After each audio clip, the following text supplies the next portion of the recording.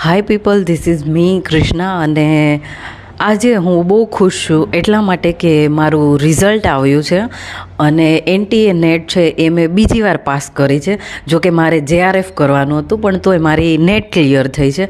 પણ તોય હું ખુશ છું.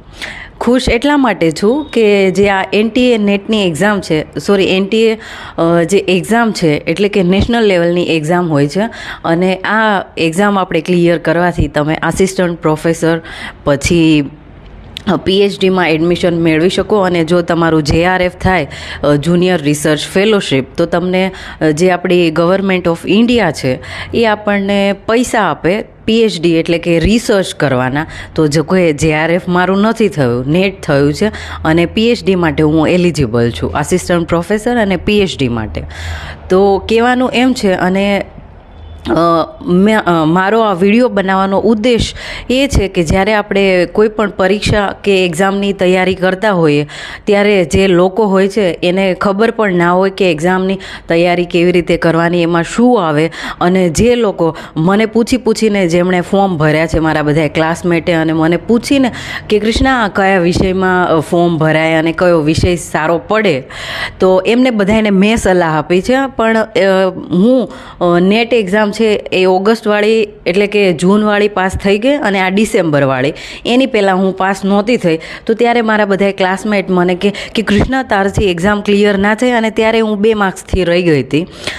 અને તો કહેવાનું એમ છે કે લોકો છે એમની ફિતરત એવી જ છે.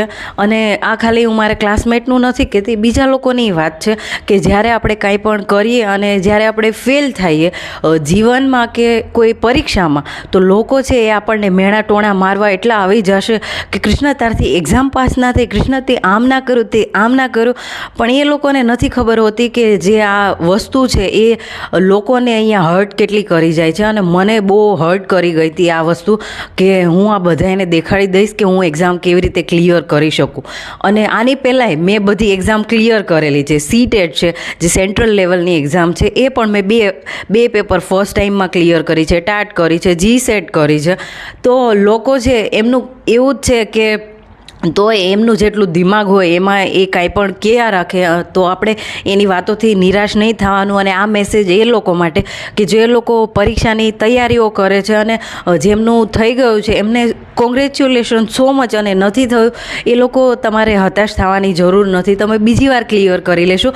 જૂનની એક્ઝામ આવે છે એ, અને જે આવા લોકો હોય છે એની વાતોથી તમે જરાય હેરાન પરેશાન નહીં થતા, અને જવાબ એમને સમય આપે એવી રીતે તમે કરજો. ધન્યવાદ, થેન્ક યુ.